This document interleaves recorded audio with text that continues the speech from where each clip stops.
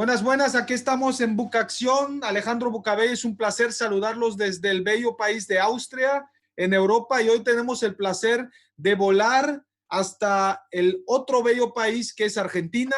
Creo que te encuentras en Buenos Aires, ¿verdad, Quique? Así es, en Buenos Aires estamos, saludándolos desde acá. Genial. Me encantó esa bella ciudad porteña cuando viví en 2016-2017 en Buenos Aires. Tengo muy bonitos recuerdos, muchos amigos, y me imagino que Quique Ferrari, nuestro invitado de hoy, nuestro invitado de honor, está tomando mate, ¿no? ¿Era un mate? No, estoy tomando cerveza. Ah, también bueno, también buena la cerveza. Acá también en Austria tenemos muy buena cerveza. La cosa, Claro, claro. últimas entrevistas que hemos tenido, personas de Argentina, todos tenían un mate. Tenía un mate, fue para romper el clima de Buenos Aires lo Para rompimos cambiar bien. el paradigma, ¿no?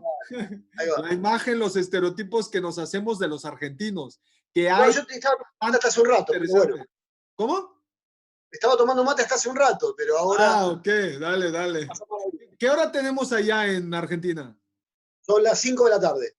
5 de la tarde. ¿Cómo estás viviendo tú en Argentina esto del COVID-19? Bueno, aquí es distinto como la percepción general que la percepción mía. Estamos en Sí, una cuarentena casi total. sí, Únicamente vamos a trabajar los servicios esenciales, trabajadores de la salud, transporte y demás.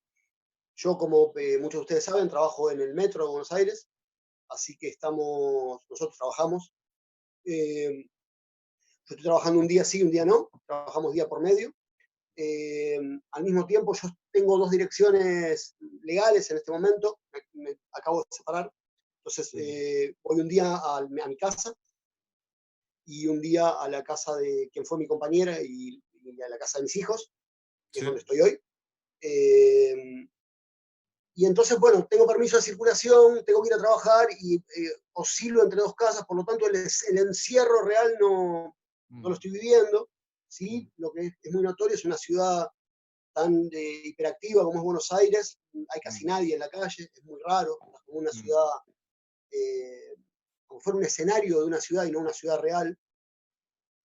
Eh, y por otra parte, bueno, lo pensaba ayer, justamente lo otro que está pasando es que ahí está todo, gran parte de la gente pensando en la forma de volver a su normalidad, ¿no? A volver al estadio anterior al COVID. Y yo no tengo un lugar donde volver. Mi normalidad se había roto un poquito justo antes del inicio de la pandemia. Entonces, yo estoy esperando que se reinicie, digo, que se levante la suspensión de la realidad y volvamos a la realidad para ver en qué se transforma mi vida. Pero en cualquier caso, va a ser una cosa distinta a esto y distinta a lo que era. Pues ya te presentaste un poco tú mismo, eres también conocido como el escritor que trabaja en la subte, creo que le dicen subte, ¿no? Al El metro. El subte, subterráneo, sí. claro. Tal vez no sabemos en qué estación se encuentra, pero pues normalmente si le preguntarías a cualquier persona, oye, ¿crees que un empleado, una persona, un trabajador que trabaja en el subte escriba literatura? Y esto no lo digo porque tenga prejuicios, ¿no? Pero creo que sí existen ciertos prejuicios en la sociedad que dicen, no, ¿cómo un chico de la subte va a escribir libros, ¿no? Va a viajar a ferias de literatura. Has estado en muchas ocasiones en México, ¿no? En la Feria del Sí, Zócalo, la Feria del Libro, en la casa. has presentado, has tenido lecturas, también con Paco Ignacio Taibú, otro mexicano más, excelente escritor, que también lo hemos invitado acá a Austria. Y pues eh, eres polifacético y pues también tu playera nos manda un mensaje directo, también soy ateo, gracias a Dios, ¿o qué dice? Gracias a Riux. Gracias a Rius, pues otro mexicano que lo Claro, sí, sí. hace como 5 años en Tepoztlán, Morelos, un gran amigo, gran caricaturista y artista, ¿no?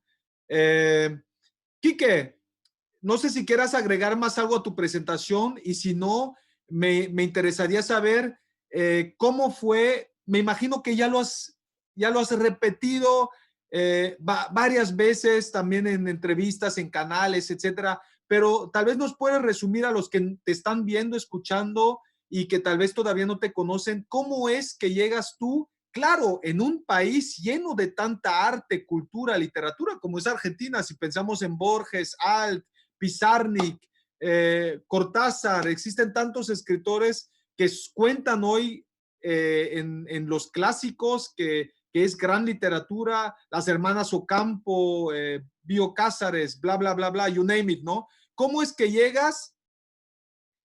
¿Cuál es tu origen y cómo es que llegas a la literatura? Y no, primero a ser lector y después a también crear, a tener ese proceso creativo y querer crear y escribir con la disciplina que tienes. Sí, un escritor es siempre un lector, ¿no? Hay lectores que no son escritores nunca, está lleno, por suerte. Por Qué suerte la bueno. mayoría de los lectores no devienen escritores, pero no hay ningún escritor que no haya sido un lector primero y que no lo siga siendo, que no sea centralmente un lector. Yo digo siempre que leer es la única actividad que yo puedo hacer durante 6 o 7 o 8 horas con placer. Yo no puedo escribir 8 horas con placer. Mientras sí puedes leer Me 8 horas con placer. aburro, sí, puedo leer. Es lo único que puedo hacer con placer 8 horas. El resto de las cosas se me acaba el cuerpo antes, cosas que me gustaría mucho poder hacer 8 horas de corrido. No, no tengo la prestancia física. No hay nada más que pueda hacer Por eso durante que 8 eres horas. joven, tienes 47 años, estás Bueno, pero 8 horas, amigo, dale. Yo sé que los mexicanos tienen una tendencia a la exageración, pero 8 horas es un montón ahora y como tenía 22 también. En cualquier caso, eh, uno primero es un lector, no sé muy bien cómo es el proceso en el que uno se transforma en un lector. Yo crecí en una casa de la pequeña burguesía, mis papás tenían negocio, tenían una panadería, en mi casa había libros, mi mamá lee un montón. No eres No es familiar una de lectora, Ferrari de Italia, ¿no? El rico de los carros. no, yo soy de los Ferraris pobres. Cuando murió, mi abuelo se llamaba igual, Vincenzo Ferrari, igual Wow. que el Ferrari rico, pero no. Cuando murió pensé, capaz que era un tío lejano, algo, me mandan algo, de una Unos camiseta, una millones por playera, un ahí. gorro, no me tocó nada, nada, nada. No, debe ser más de él en el sentido que le ponían el apellido por oficio y debo haber tenido algunos antepasados herreros, pero no, creo que eso es todo. Pero te decía, yo crecí en una familia de la clase de la pequeña burguesía tendera, mi papá tiene una panadería, mi mamá es lectora, mi papá no. Sí. No es una lectora eh, muy refinada, digamos, le gustaban las novelas de la cultura popular, una novela de leer en las vacaciones, ¿no? Pero leía mucho, había mucho libro en mi casa, y por alguna razón a mí me convocó desde muy temprano la lectura. Esto fue notorio para mis padres, que lo incentivaron rápidamente, que no es lector, me regaló el primer libro que yo tengo, el primer libro mío me lo regaló mi papá, que es un libro que todavía conservo, una versión de Sandokan hermosa. Y en este proceso, como quise hacer otro montón de cosas a lo largo de mi vida, ¿no? Intenté ser músico y no me vinieron los dedos, hubiera querido ser boxeador, pero no me vino el coraje, y así otro montón de cosas que he querido hacer a lo largo de mi vida y no funcionaron. En algún momento empecé a escribir. Eh, Empecé a escribir en primera instancia como una fuga hacia adelante, estaba viviendo un muy mal momento y la literatura me sirvió como la escritura. La literatura está siempre, la escritura me sirvió como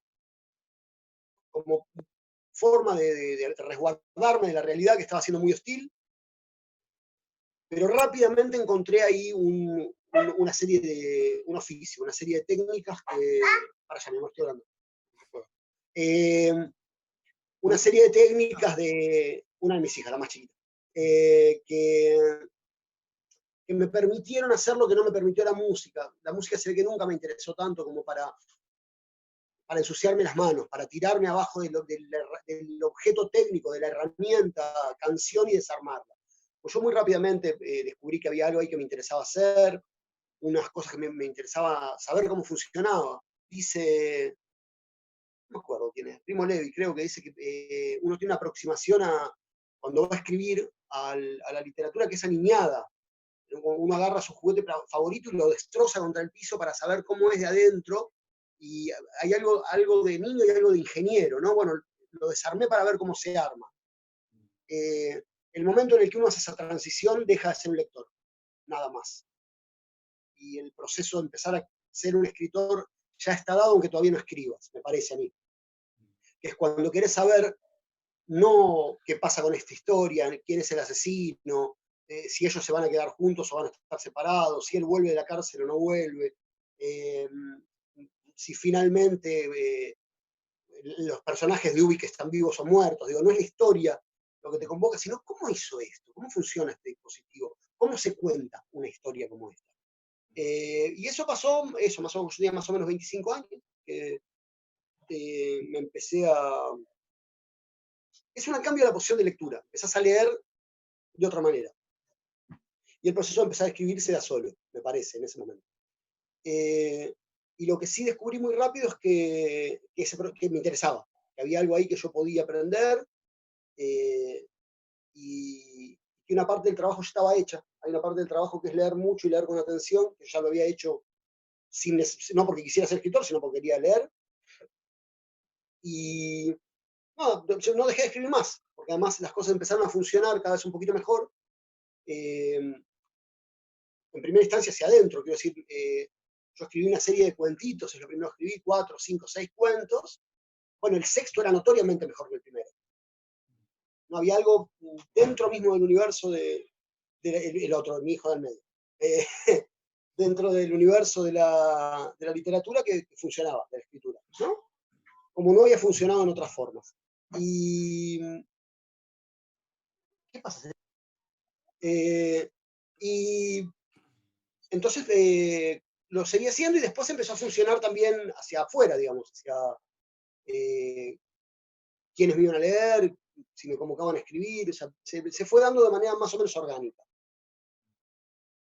Y acá estamos. si nos puedes contar, para los que tal vez no conocen tu obra, ¿cuál fue tu primer libro y cómo fue la resonancia? ¿Y ya estabas trabajando en los subtes? No. El primer libro ¿Cómo es fue ese proceso? el primer libro del año 2004, se llama Operación Bukowski, es una novelita de una novela que no está mal para un autor que empieza. Ganó ahora hace poquito un premio en Cuba, en el Festival Fantoches el año pasado, en noviembre. Pero no fue como hasta mi cuarto o quinto libro que algo sucedió alrededor de la literatura. Yo tuve un cuento más, una novela, lo que no fue del 2009, que queda premiada en la Casa de las Américas, otro librito más de relatos, y mi quinto libro, que se llama Que de lejos moscas, es el libro que más o menos me pone en mapa, digamos, con el que yo viajo a la Semana Negra de Gijón, establezco una relación con Paco, y me empiezo a relacionar con escritores de otros lados del mundo. Entro, no sé cómo decirlo, un poco en la mesa de los escritores, ¿no? Entro en el mapa. Es una novela que tiene un recorrido larguísimo, se publicó por primera vez en una pequeña editorial española en el 2011, y a partir de ahí fue reeditada montones de veces. Hace un par de años, Random House, Alfaguara, la relanzó, y hace poquitos días, 15, 20 días, acaba de salir la versión norteamericana y la versión británica, un libro que tiene muchas traducciones. Hizo un recorrido por sí mismo. Después de ese libro escribí como 4 o 5 libros más, pero ese es el libro que me funcionó mejor, digamos. Y ahora saqué una última novela en julio o agosto del año pasado, en la Argentina, se llama Todos Nosotros, salió también en México, en España sale en enero del año que viene. Que bueno, cambió un poco el clima de lo que venía escribiendo, pero bueno, es como un proceso en continuo movimiento. Pero ¿cómo? Veo que tienes varios niños, familia, aparte de tu trabajo, trabajas full time, completo, ¿no? En los subtes, no es que trabajas 5 horas Sí. a la semana o algo, ¿no? Aparte tienes esas giras en donde participas, esos eventos y escribes, ¿no? Eres muy productivo, según, ¿no? No sé cuántos libros te echas al año, ¿un libro, 2 libros? ¿Cómo es? No, yo no, yo tengo 10 libros en total en 20 años de trabajo, o sea, sería un libro cada 2 años, ponele. Como 2 años. Pero Eh, aparte de todas las actividades que mencioné, ¿no? ¿Cómo es que hago un montón de cosas, logras claro. ser, pues por decir en términos capitalistas, tan productivo y sobre todo cómo Eh, proceso también de escritura, porque decías que no puedes autoexplotarte escribiendo 8 horas, sino no, no lo odio. tienes una idea o piensas en un género y te sientas y empiezas a escribir o cómo. Se fue modificando con los años, ¿no? Hubo distintos momentos de mi vida en los cuales, para empezar, los requerimientos eran otros. Eh, yo durante muchos años escribía sin ningún apuro y sin ningún condición. Nadie estaba esperando lo que iba a escribir. Ahora generalmente escribo un libro, ya me lo compraron ese libro, lo cual te pone en una situación distinta. Mm. Eh, y además bueno, se fue modificando por mis propias condiciones laborales. Yo siempre trabajé, ¿no? Siempre en el subte hace apenas 6 años que trabajo y hace 20 que escribo, pero en esos 20 siempre trabajé, siempre estuve en el mercado laboral manual. Así que es como una constante eso en mi vida. Lo que sí cambió es, por ejemplo, no es lo mismo escribir sin hijos que escribir con 3, escribir con 1. No es si trabajás de lunes a viernes, que si laburás 6 días por semana, no es lo mismo si laburás de día que laburás de noche. Todo eso modifica tu forma de escribir. También hay un problema perdón, con la complejidad de lo que Corona. escribís. No, me atraganté. Igual me vendría bien así me quedo en casa.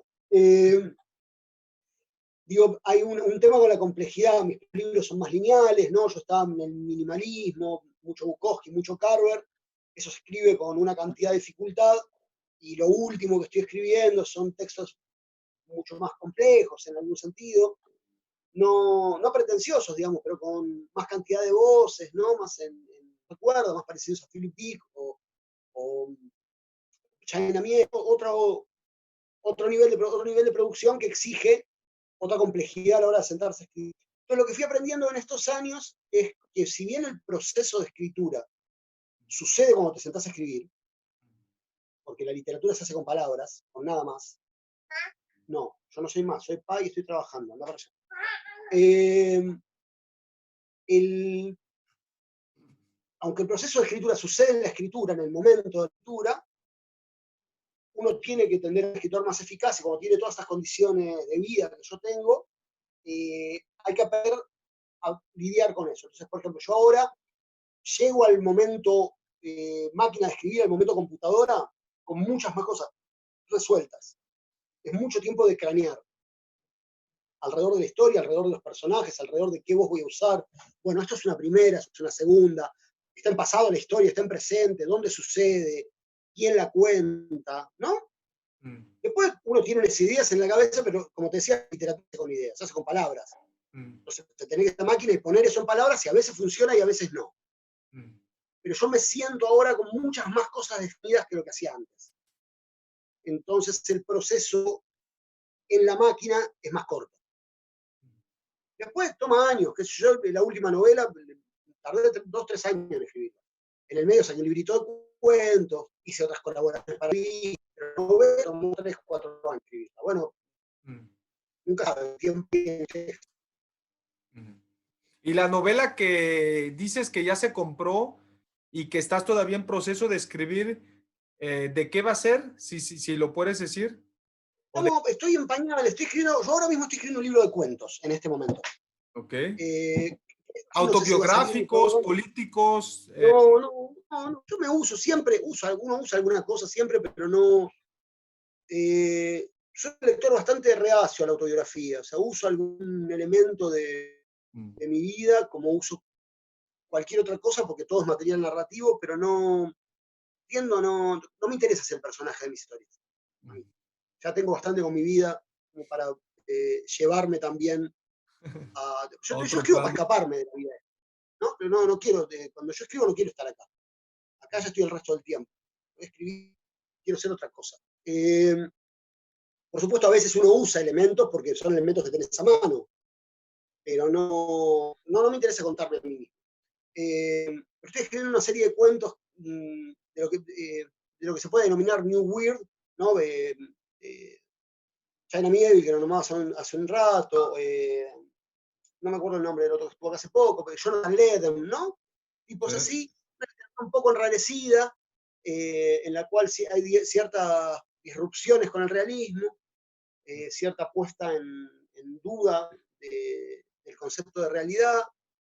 Me da la sensación de que lo que pasó es que yo estaba esperando que la realidad se pusiera así de rara. Entonces yo estaba escribiendo ahora una cosa que está, en que la realidad está rota y la realidad se rompió en la vida real también. Entonces me alcanzó y sigo inmerso en el realismo como estaba antes, porque el realismo se puso fantástico. Pero bueno, estoy escribiendo eso por un lado, que es lo que tengo más ganas de escribir, y por otro lado empecé una novela que va a estar más o menos dentro del género policial, el género negro, es más o menos una continuación de un libro anterior, y entiendo que se va a llamar El significado del fuego. Lo veremos, Roger, si el título tiene sentido o no, tampoco lo sé. Estoy recién empezando, y no es un proceso que nunca se sabe ni cuánto va a durar ni si va a salir.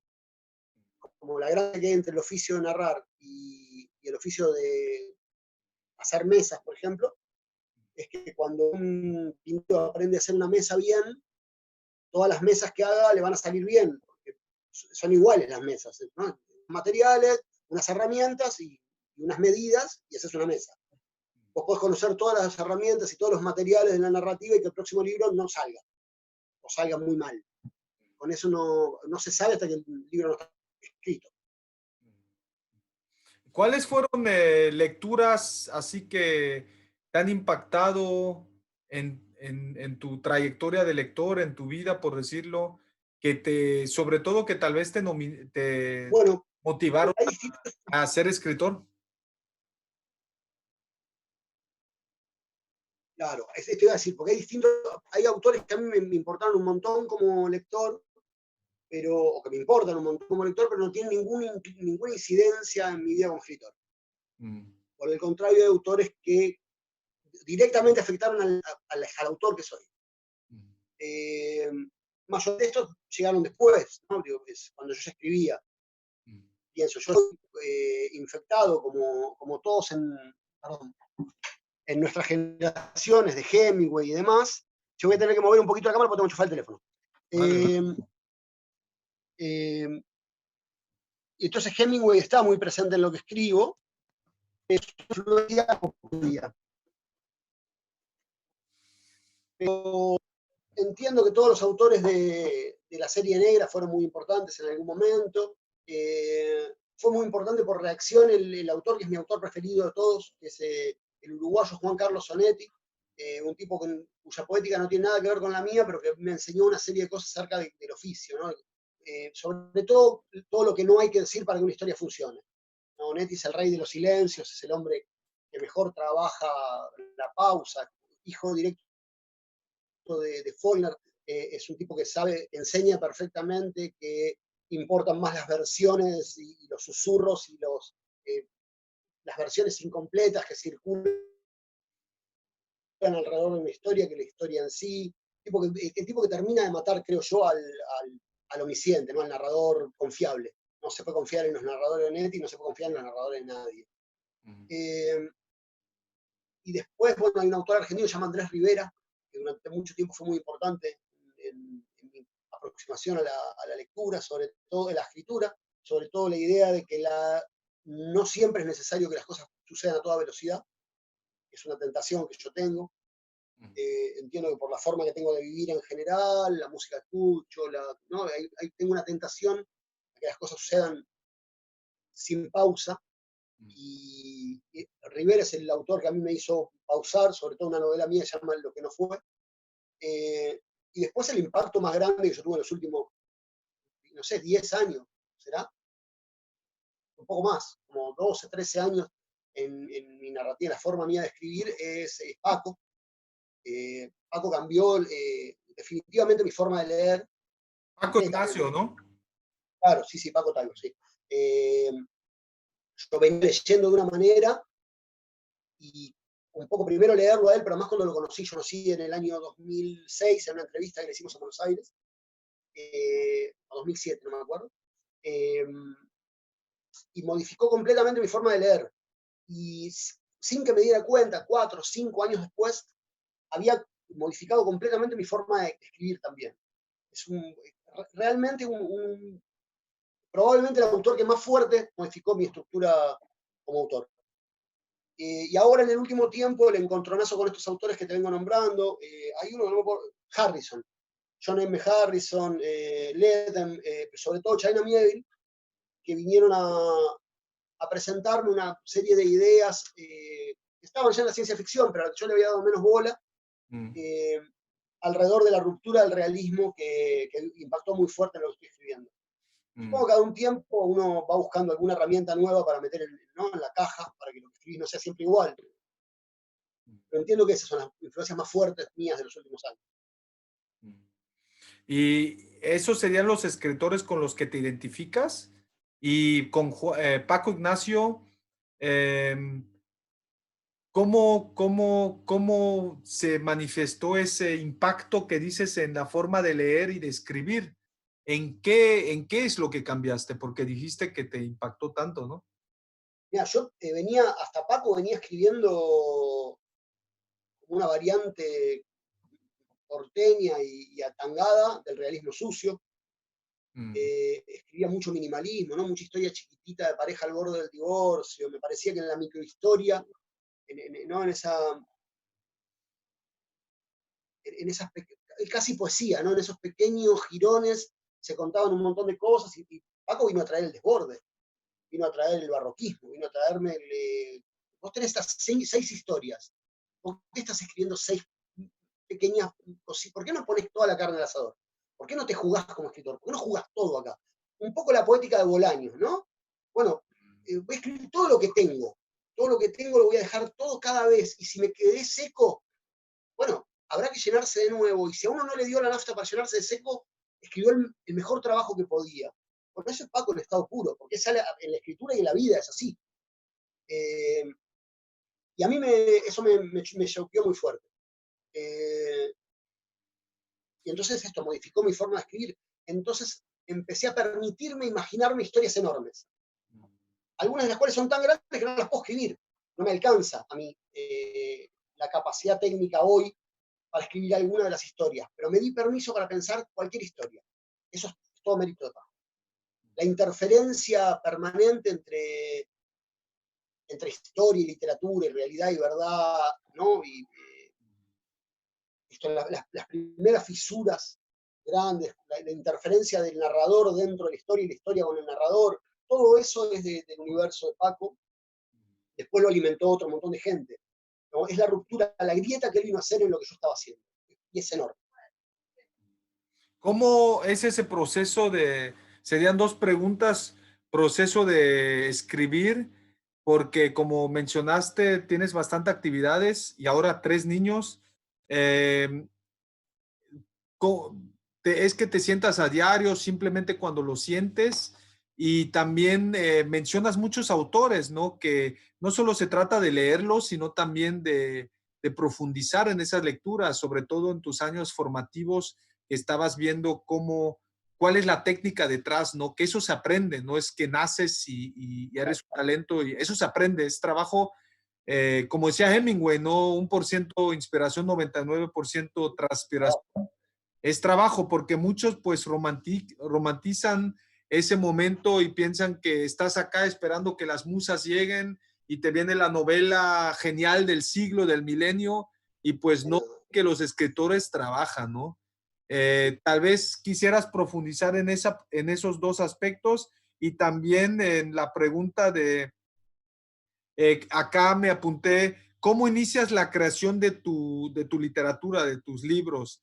Es decir, debes sentir la necesidad de expresarte, un ejemplo, momento de inspiración, o simplemente más pragmático, ahora tengo tiempo, no tengo que estar en el trabajo ni con los niños, me siento a trabajar y escribes, o simplemente puedes proponerte escribir y lo haces. No sé si me explico. Buenas, buenas. No, sí, sí, yo entiendo, sí, he tenido que pasar de otro lado, le saludan. Ahí está. Saludos.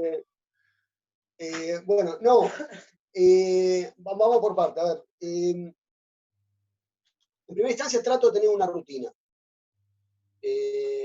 La rutina no es siempre la misma porque depende de lo que la realidad te permita, pero cada vez que va habiendo una modificación, durante muchos años, digamos, los primeros 5 libros, 6 libros míos, yo los escribí los sábados y los domingos a la mañana. Tenía unos trabajos que eran de lunes a viernes, yo vivía únicamente con Sol, la chica que acaba de pasar, es Sí. mi ex mujer. Y a ella le gusta dormir más que a mí, y no teníamos hijos, entonces los fines de semana que no trabajábamos, ella se quedaba en la cama hasta la 1 de la tarde con él, y yo me despertaba tipo 9 y escribía varias horas, y a la 1 le 10 hacía con horas. mate. ¿Eh? 10 horas. No, 4 horitas. Ah, ok. De 9 a 12, a 1, 4, 5 horas, parando en el medio, pegó un mate, ¿no? Tiempo, las mañanas. Y en ese momento la despertaba y ingresábamos a la vida normal, digamos. Entonces yo tenía como 8 horas de trabajo, 7 semanales aseguradas. Y después en la semana, si tenés un rato a la noche, en cualquier otro momento, podés escribir. Pero esas eran horas de escribir. Así fue mucho tiempo, inclusive cuando nació nuestra primera hija. Después se fue complejizando porque yo dejé de laburar 5 días por semana para trabajar 6. No teníamos un niño, teníamos 2 y después 3. Yo en un momento trabajé a la noche, lo cual complejiza un montón la relación tuya con el sueño, sobre todo si en la casa hay 2 niños pequeños. Nosotros tuvimos 2 hijos uno atrás del otro, entonces yo volvía de trabajar, la nena más grande tenía que ir a la escuela y Sol tenía a un niño en cada teta, con lo cual su posibilidad de levantarse y llevar a la nena eran 0, tenía que cuidar a los bebés. Entonces fue un momento que fue más difícil organizarme. En cualquier momento también ahí encontré unos horarios. Bueno, ahora se dio de otra manera. Bueno, ahora veremos cuando salgamos de acá cómo es mi vida nueva, pero quiero decir, hasta antes de este momento, yo había cambiado mi horario. Yo trabajo ahora de 7 de la mañana a 1 de la tarde. En el subte laburamos 6 horas todos los días. 6 días por semana, pero 6 horas, porque es trabajo insalubre. Y mis hijos entran a la escuela a la 1:15 y solo entro a trabajar a las 2. Entonces ella dejaba a los chicos en la escuela y yo los voy a buscar a las 5 de la tarde. Entonces entre la 1:30 que llego a mi casa y las 4:30 que tengo que ir a buscar a los chicos, tengo 3 horas todos los días que puedo dedicar a escribir. No escribo todos los días esas 3 horas, pero digamos 3 veces por semana esas 3 horas son fijas. Me dedico al trabajo. Y por supuesto nunca espero que vengan las musas, yo no las conozco, las musas. No me gusta la palabra musas, no me gusta la palabra inspiración, no me gusta la palabra obra. Yo no tengo obra, tengo trabajos, no tengo inspiración, tengo trabajo, no tengo musas, tengo trabajo. Esto es una tarea hermosa, la tarea más linda del mundo, la posibilidad de crear otros universos, de imaginar situaciones que sean tan vívidas, que sean reales. Yo pienso siempre en la puteada final, el insulto final de el coronel no tiene quien le escriba, entonces ¿qué vamos a comer? Mierda, vamos a... Ese mierda es más vívido que montones de cosas que pasan en el cotidiano, en mi vida. Pero nada de todo eso pasa de manera mágica. Es un oficio hermoso, pero es un oficio en el cual hay que escribir y nunca vale es lo que yo siento, ¿no? Yo lo discuto mucho con los pibes a los que les doy unos talleres. Lo que vos sentís, no sé, contáselo a tus amigos, acá no le importa a nadie, vos tenés que hacer una historia eficaz. Si esa historia eficaz estás cruzada por lo que vos sentís, o lo que vos sentís te permite contar una historia eficaz, está muy bien, pero si no, lo que vos sentís, emborrachate y se lo contás al cantinero. Entonces, bueno, eso, trato de darle un tiempo, darle una rutina, darle un espacio que es nada más a la escritura, que es de la escritura. Por supuesto, trato de sentarme sabiendo de qué voy a escribir. A veces no es así y escribo igual, porque en el proceso de escritura algo aparece. Y no tengo relación con las musas ni nada de todo eso. No estás casada con ellas, pero sí eres muy disciplinado. Qué tanto influye la política en el sentido amplio en tu obra o en tu proceso creativo, en tus libros, ¿no? Veo que también tienes un gato, ¿eh? Atrás de ti. Ya pasaron todos. Tenemos 3 gatos y hay un perro también por ahí. ¿A un perro, 3 gatos, 3 niños y una mujer o 3 mujeres también? No, hay solo una mujer, Solo lo que no una. está más acá soy yo. Estoy de visita. Están los 3 gatos, está el perro, está una mujer y están los 3 niños, lo que no estoy soy yo. Pero la política cumple un rol central porque cumple un rol central en mi vida. No hay, así como te digo, no, lo que uno siente no, no es relevante, tampoco en realidad es relevante para la historia si yo soy o dejo de ser marxista, pero, pero sí es cierto que como es una cosa que ocupa un montón del espacio en mi pensamiento, ¿no? Mm, en el imaginario mío, en las acciones de mi vida, eh, ¿cómo no me va a importar la política? Vivimos en un mundo horrible, no hay ninguna otra cosa que modifique el mundo horrible que vivimos que la acción política. Eh, entonces, como es una cosa que existe en mi, que existe en mi, ahí está, bueno, ahí está, vaya, vaya.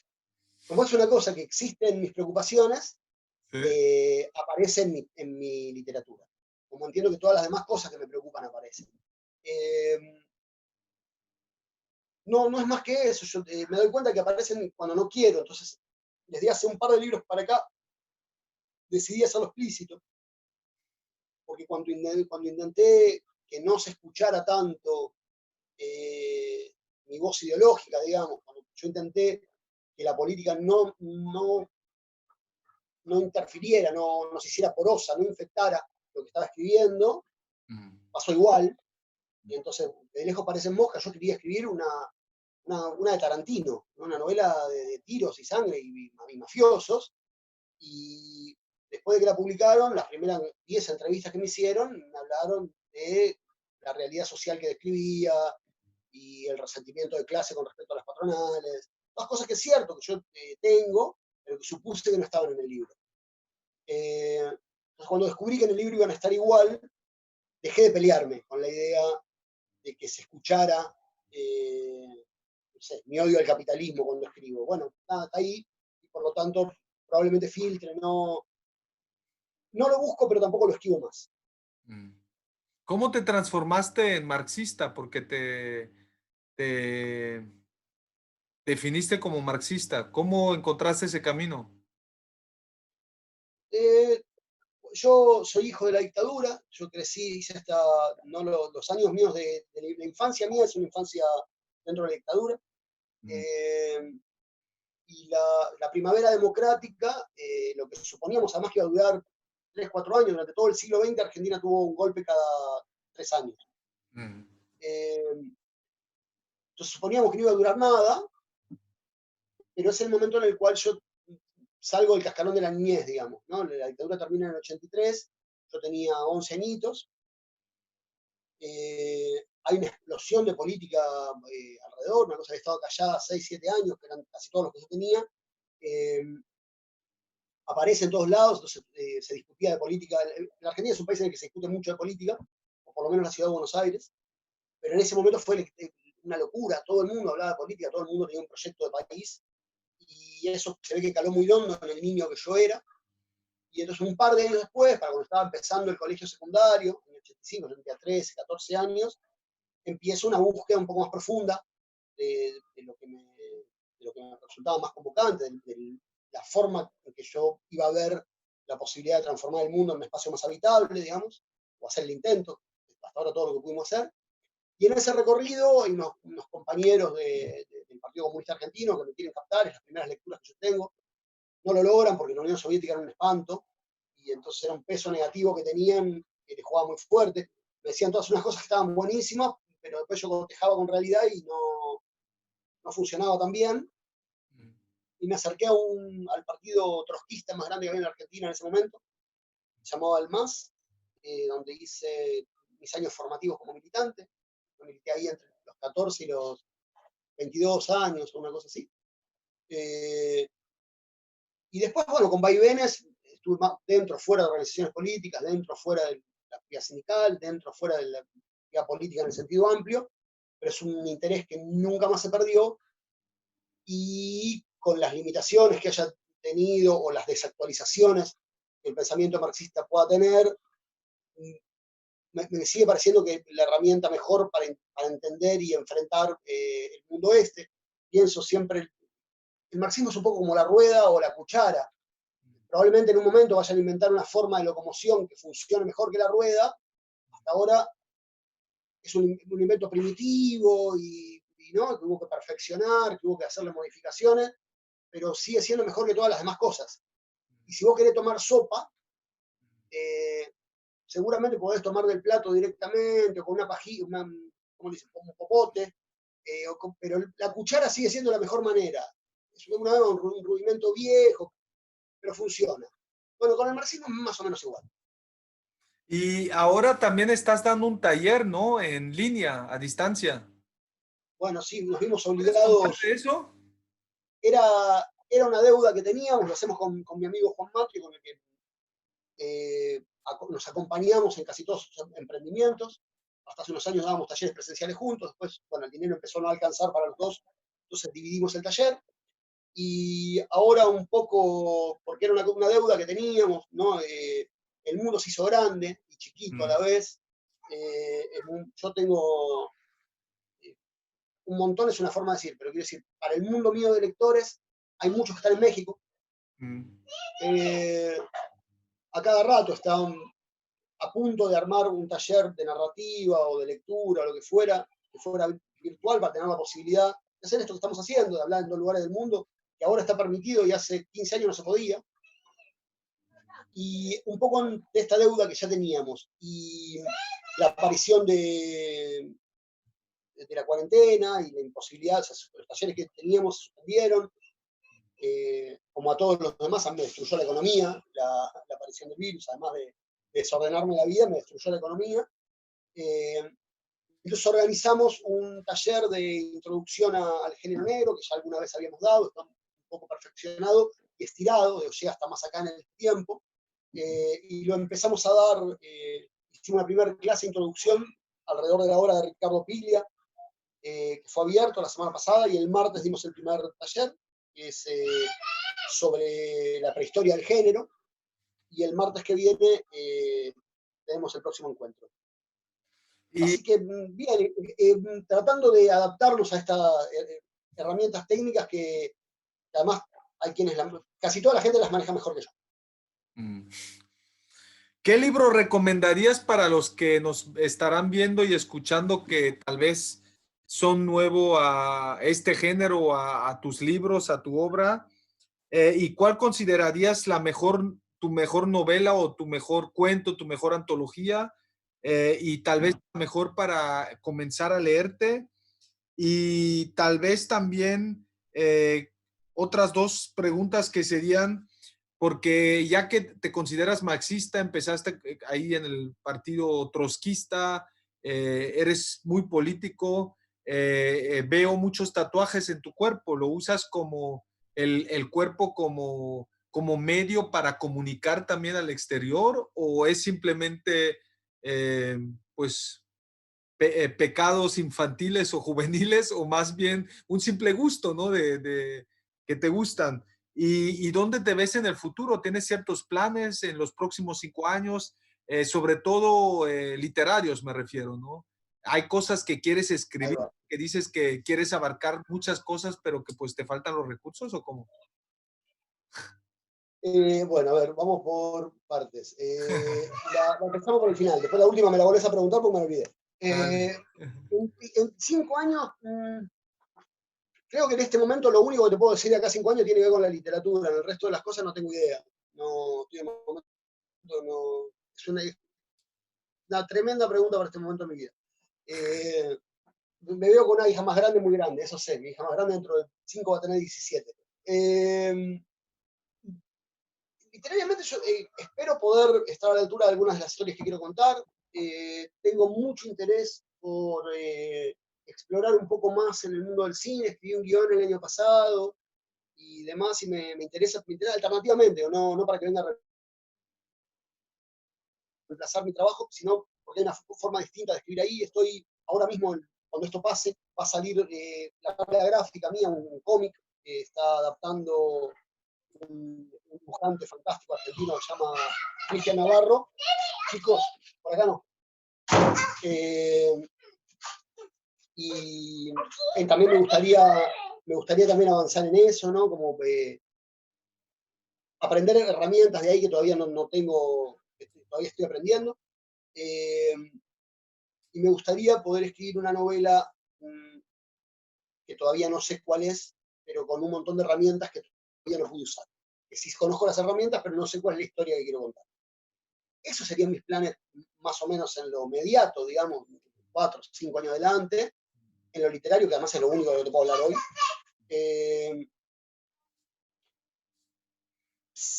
Algo de la política me habías preguntado, pará, ¿qué era? De tu cuerpo, Los tatuajes, tatuajes. me has preguntado los tatuajes. Los tatuajes, todos tienen un significado, no tengo ningún tatuaje que sea porque es lindo, ¿no? Tengo, sí, todas cosas que tienen algún significado.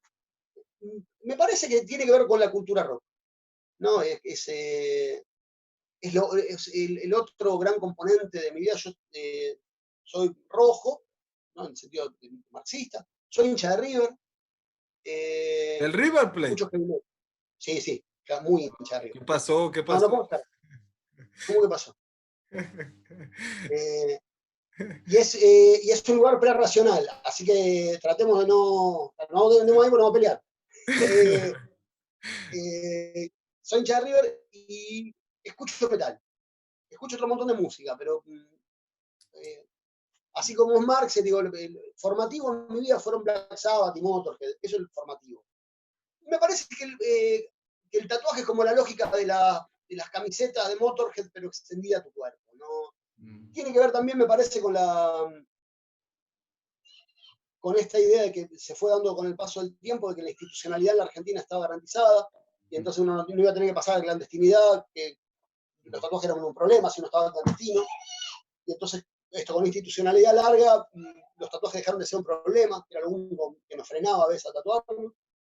Y después medio enviciante. Yo cada vez que voy me tatúo, sobre todo son tatuajes grandes, lo último que hice fue colorear el grito que me dolió un poco. Ah, de Edvard Munch, el grito. Eso. El grito Y cuando Carlos Menem entra cada al vez mientras te están Senado, ¿no? También. Ay, de los políticos argentinos. Ay. cuando te También lo está, tenemos, ¿eh? en el momento que el tipo te está haciendo doler, decís, es la última vez que lo hago esto. Ya está, ya tengo un montón de dibujitos, vamos a parar. El tipo te termina, te pone la cremita, te venda, salís de la casa de tatuaje, te subís al auto y ya estás pensando qué te vas a dibujar la próxima vez. Sí. Es una cosa es que si una vez que te hiciste dos, ya estás perdido. Sí. Yo por suerte no tengo plata nunca. No estoy siempre mal de plata, entonces no me puedo tatuar. Si no, estaría todo dibujado. Yo apenas Y tengo uno, más. tal vez como dijiste, a partir de dos, ya uno quiere más, ¿no?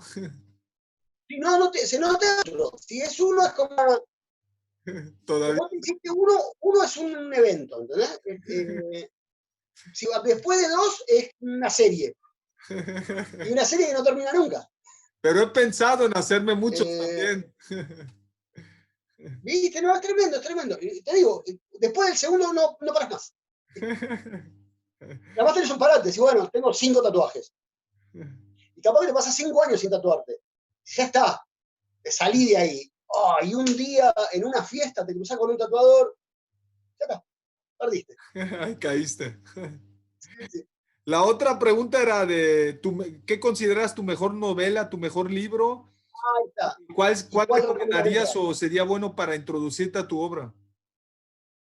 Bueno, son como dos preguntas por separado, creo. Una es, depende de lo que a uno le interese más, a quienes les gustan más el género cuento, sobre todo para los amigos de México, hay un libro que está editado allá, se llama Nadie es Inocente, eh, lo editó Nitro Press allá, y es un gran acercamiento a mi trabajo, porque al ser cuentos hay muchas historias distintas, ¿no? Distintas, formas escritas distintas, entonces uno se puede dar una idea general de lo que yo escribo en un solo libro.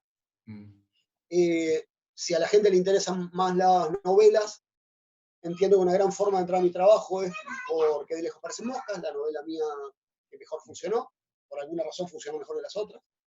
Si vos me preguntas a mí cuál es mi mejor libro, yo creo que el mejor libro es el último que escribí, no porque sea el último, sino que me parece que sinteticé todo lo que aprendí en 20 años de trabajo, está todo ahí puesto. La novela se llama Todos Nosotros, está publicada también en México y Argentina, y en España no todavía. Supongo que esas son las tres. Si te gustan los cuentos, Nadie es inocente, te gustan la novela, Que lejos parece mosca, como primer laburo. Si te le animás al mejor, es más complejo, pero el mejor es Todos nosotros, que es el último que salió. Es tu hijo que salió mejor, por decirlo así, ¿no? ¿Hay uno que te avergüenza, a ver, que tienes vergüenza o algo de, o que dices, ah, No, pero pienso, por ejemplo, mi primera novela, que está bien, porque acaba de sacar un premio, y además hay que calibrarlas en el lugar y el momento que fueron escritas. Mi primera novela es una novela más floja. Porque ¿Era realmente la primera novela o es la primera novela que trataste de publicar? No, yo casi siempre publiqué todo lo que escribí. Yo nunca tengo un libro en el cajón inédito, nunca me pasó. No, había escrito, cuando escribí Operación Bukowski, se llama mi primera novela. Cuando escribí Bukowski tenía un puñado de cuentos, ¿no? 15, 20 cuentos escritos, y me metí a escribir la novelita, y fue lo primero que publiqué. Algunos cuentos de primer libro de cuentos están bastante mal. Sí, por allá, Matu. Y hay un... No, el resto está bien, es eso, depende del momento, ¿no? Hay libros que yo preferiría que no fueran lo primero que alguien lee de mí, porque nadie va a juzgar, bueno, este libro lo escribió hace 20 años, no le importa a nadie, eso me importa a mí solo. Es el libro, es el autor. A mí me pasa, ¿no? Llegar a un autor y leer un libro, yo imagino a alguien que, un lector que tiene, no sé, 13, 14 años, 15, y es, no sé, hondureño. Y escucha una entrevista a Cortázar en algún lado, o le nombran a Cortázar, y entonces va a buscar a una librería de usados y encuentra el libro de Manuel y lo compra. Y piensa, ¿esto es Cortázar? Y tiene razón, porque es un libro menor, es más flojo, que ahora, si vos arrancás por Todos los fuegos, probablemente el impacto que Cortázar te produzca sea otro. Pero bueno, hay libros que prefería que no sean el primero que alguien leyó mío, pero eso está. Si no, en general está bien. ¿De dónde sacas tus historias? ¿De dónde viene la inspiración para decir, sobre esto voy a escribir? ¿Qué estás leyendo actualmente? Y para finalizar, tal vez con un mensaje que, si quieres algo agregarle más a todos los que nos están escuchando y nos estarán viendo. Estoy leyendo un libro de un argentino, acabo de terminar un libro de un argentino que murió hace unos años, que se llama Miedo, me parece que es una historia, abuso, no sabía nada, recomendaron hace muy poquito. Tiene 2 libros más, Taxi, Subte, Frío y Subte, que tengo que ir a buscar. Estuve leyendo Problema de Identidad, el español, el catalán, Carlos Zanón. Y estoy leyendo en este momento la autobiografía política de Daniel Ben Said, que se llama La lenta impaciencia. Un librazo también. Creo que eso es lo último que leí. Chronic City de Jonathan Lethem, leí hace un par de semanas. La inspiración, como te dije hace un rato, no la saco de ningún lado. Uno está todo el tiempo craneando historias, tomando notas, imaginando situaciones posibles. A veces encontrás una que crees que puede funcionar, y la probás y no funciona. Y a veces encontrás una que crees que puede funcionar y cuando la probás sí funciona y sobre esa seguís trabajando. A veces probás 2 o 3 y todas funcionan y entonces trabajás sobre la que te dé más placer. En el proceso de escribir, ¿no? Dices, no, claro, me o sale. haces la gran Paco. Sí. Si probás 3 y las 3 te gustan, las escribís las 3 y haces un solo libro, ¿no? También puede ser. Ese es Paco, claro. La novela Río, ¿no? Otro y otro y otro y otro. ¿Y qué era lo otro? Esas 3, no, 3 eran. ¿Qué había leído? Y el mensaje final, pero... Quédense en su casa. Supongo que es el mensaje final. Todos los que puedan, quédense en su casa. Esperen que esto pase. Compren mis libros mientras tanto. Pues ese es un mensaje, ¿no? Un poco comercial para tus libros. Claro, quédense en su casa, pero compren menos libros. Pará de sentar. Hay que leer a Quique Ferrari, entonces también. Y pues muchas gracias por este tiempo. Un placer compartir contigo. Espero que no sea la última vez y que tengamos más oportunidades también para compartir con todos los que nos escucharán y verán. Y pues un gran saludo hasta Buenos Aires. Qué bueno que no hablamos del fútbol porque ahí puede entrar en conflicto ya que eres del River, pero pues todos los humanos tienen defectos. Sí, vos más que otros, por lo que puedo percibir. Pero sí, menos mal que no hablamos del tema. Muchas gracias por... Te mando un abrazo grande. Broma, muchas gracias. Un gran saludo.